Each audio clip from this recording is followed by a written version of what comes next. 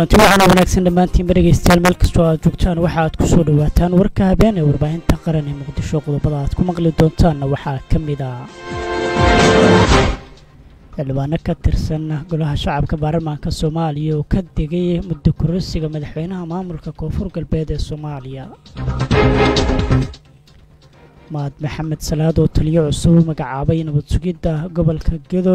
kadib markii dhawaan qarax lagu dilay taliyihii gobolkaasi ee nabad sugidda wasiirka hore amniga maamulka Jubbaland Cabdirashiid Janan oo faahfaahin ka bixiyay sababta uu u tagay gobolka Gedo taliyaha ciidanka lugta oo gaaray deegaanka Guulane ee gobolka Shabeellaha Dhexe halkaasina ka bilaabay kulamo kala duwan wafdi ka socda xukuumadda Soomaaliya oo maanta gaaray degmada Ceel Waaq ee gobolka Gedo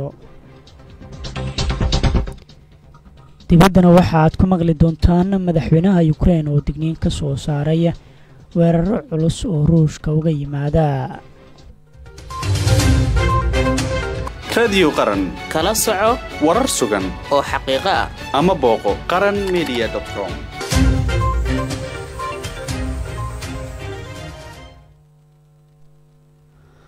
marka waa kulan macaan wanaagsan dhageystayaal waxaad dhageysateen qodobadii warka oo kooban iminkana ku soo dhawaada qodobadii aad dhageysateen oo faahfaahsan aynu ku bilownay xildhibaano ka tirsan baarlamaanka federaalka Soomaaliya oo laga soo doorto deegaanada maamulka Koonfur Galbeed Soomaaliya ayaa walaac waxay ka muujiyeen xaaladda siyaasadeed ee maamulkaasi kana digay muddo kordhin loo sameeyo madaxweyne Cabdicasiis Xasan Maxamed Laftagareen warwada jir oo ay soo saareen xildhibaanada ayay ku sheegeen in markaasi sida ay muhiim u tahay in aan wax muddo kordhin la sameyn xildhibaanada ayaa ugu baaqay Laftagareen in uu markaasi qabto doorasho ka dhacda oo ku dhacday xilligii loogu talagalay waxaana ay soo saareen qodobo kala duwan kuwaas oo markaasi ay ku sheegeen in loo baahan yahay in la maro markaasi si loo qabto doorashada maamulka Koonfur Galbeed Soomaaliya madaxweynaha maamulka Koonfur Galbeed Cabdicasiis Laftagareen ayaa xildhibaanada maamulkaasi waxay u sameeyeen dhawaan muddo kordhin hal sano ah kadib markii ay sheegeen in ay wanaagsan tahay in waqtiga baarlamaanka iyo sidoo kale kan madaxweynaha markaasi isku waqti laga dhigo taasoo sababtay in madaxweyne Laftagareen muddo hal sano ah xilka loo kordhiyo agaasimaha guud ee hay'adda nabad sugidda istadoonka qaranka ee Soomaaliya Mahad Salaadna waxa uu markaasi taliyaha cusub ee hay'adda NISA u magacaabay Generaal Maxad waa markaasi Jamaal Xasan Sare oo markaasi ka tirsan kumaada hooska ciidamada militariga kaas oo bedelaya taliyihii hore ee NISA gobolka Gedo Bakaal Kooko oo dhawaan qarax lagu dilay qoraal ka soo baxay agaasimaha hay'adda NISA ayaa lagu sheegay in taliye Jamaal Xasan Sare oo markaasi mas'uul ka noqon doona ciidamada nabad sugidda Soomaaliya ee ku sugan gobolka Gedo ee maamulka Jubbaland gobolka Gedo waxaa ka jira khilaaf aad u xoogan oo markaasi u dhaxeeya Jubbaland iyo sidoo kale maamulka gobolkaasi waxaana gobolkaasi muddo markaasi aad u badan isla markaana 3 sano ku dhow oo aanu ka tirsanayn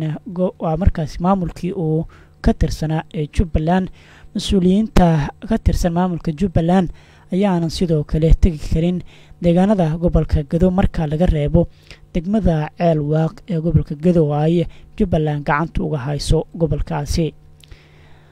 dhinaca kale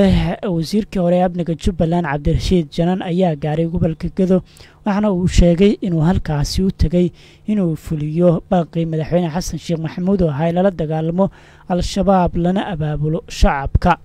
Janan ayaa sheegay in magaalada Doolow ayaa markaasi gaaray magaalada Doolow wuxuuna ka qayb ahaa wafdi uu hogaaminayo Senator General Ismaaciil Cabdullaahi Fartaag kuwaas oo markiiba heshiis la gaaray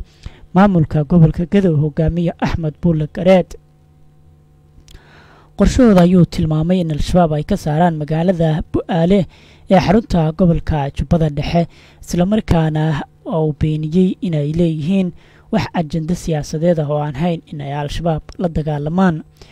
wafdiga gaaray gobolka Gedo ayaa markaasi gobolka ka soo galay dhanka Kenya kadib markii dhowr jeer ay u suurtogeli waasay in ay ka soo galaan dhanka magaalada muqdisho oo markaasi laga celiyey.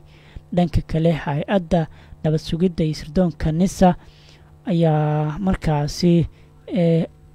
mas-uul cusub waxay u magacowday booskii uu ka baxay korneyl bakaal kooke oo lagu dilay qarax dhowaan ka dhacay markaasi duleedka magaalada oo markaasi gobolkaasi gedo. taliyaha ciidanka dhulka ee xoogga dalka soomaaliya jenaraal maxamed taaliil biixina waxa uu maanta gaaray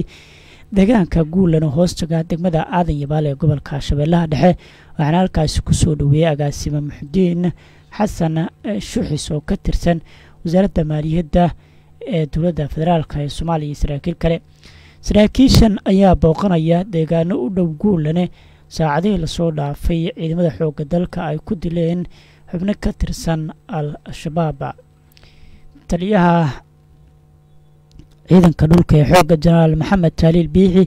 ayaa kulamo la qaadanaya saraakiisha ciidamada xoogga dalka iyo dadka deegaanka iyo markaasi isaga oo kala hadlaya sidii loo xoojin lahaa ammaanka deegaanadii laga saaray maleeshiyaadka al-shabaab. wafdi ka socda dowladda federaalk ee soomaaliyana waxaay maanta gaareen degmada ceel waaq ee gobolka gedo ee koonfurta soomaaliya iyagoona halkaasi ay kusoo dhoweeyeen mas-uuliyiin ka tirsan maamulka degmada iyo qeybaha kala duwan ee bulshada. wasiirka wasaaradda ganacsiga iyo warshadaha xukuumadda federaalk soomaaliya ayaa hogaaminayay wafdiga oo ay qeyb ka hayeen wasiir ku-xigeenka wasaaradda waxbarashada, xafiiska ra-iisul wasaaraha, wasiirka wasaaradda waa markaasina iraada xafiis waa xukuumadda federaalk ee soomaaliya, wasiirka wasaaradda warfaafinta jubbaland iyo wasiirka wasaaradda gargaarka jubbaland. sidoo kale wafdiga waxaa qeybka xildhibaano ka tirsan baarlamaanka oo hogaamiye ku-xigeenka hay-adda maareynta mas-uuliyinka dowladda federaalk. ujeedka safarka mas-uuliyiinta gaaray degmada ceel waaq ayaa la xiriira xalinta shaqaaqa dhowaan ka dhacday degmada ceel waaq iyo inay gurmad gaarsiiyaan dadka ay abaartu saameysay ee ku nool ceel waaq.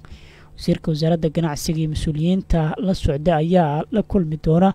maamulka degmada si loo xaliyo shaqaqadii dhowaan ka dhacday degmada ceel waaq ee gobolka gado iyaga oona sidoo kale dadka ay abaartu saameysay gaarsiin doona gurmada. halkaa markaasi kala socotoona dhegeystayaal warbaahinta qaran ee muqdisho. akhbaaraadka dibadda qodobka ugu doorka roon haddii aynu eegno habeennimadan madaxweynaha raashiya valadimir zelenski ayaa waxa uu sheegay in ruushku haysto gantaallo ku filan oo uu markaasi ku qaado weerar culus oo ka dhana dalka ukraine. injineerada ayaa sii wada shaqada ay dib ugu soo celinayaan korontada kadib weeraradii waaweynaa ee jimcihii markaasi la adeegsaday 76 gantaal. weerarada ayaa lala beegsaday kaabayaasha rayidka iyadoo heergulku hoos uga dhacay markaasi eber gobollo badan. madaxweynaha raashiya valadimir putin ayaa la tashiyo ku saabsan mustaqbalka dagaalka la sameeyey taliyaashiisa ee ciidamada aqalka kremlinka ayaana sheegay in putin uu jimcihii oo dhan ku sugnaa xarunta howlgalka militari ee raashiya.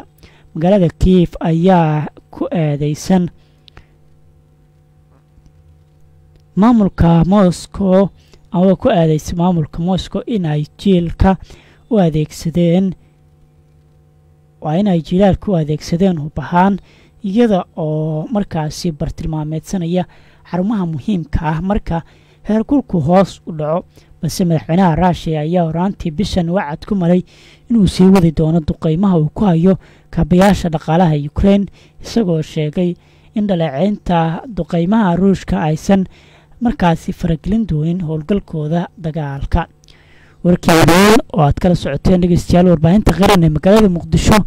intaas ayuu kaagi haatan inta aan ku kulmi doono warkankii siciga waxaynu dalanahay sidaas iyo nabadgelyo.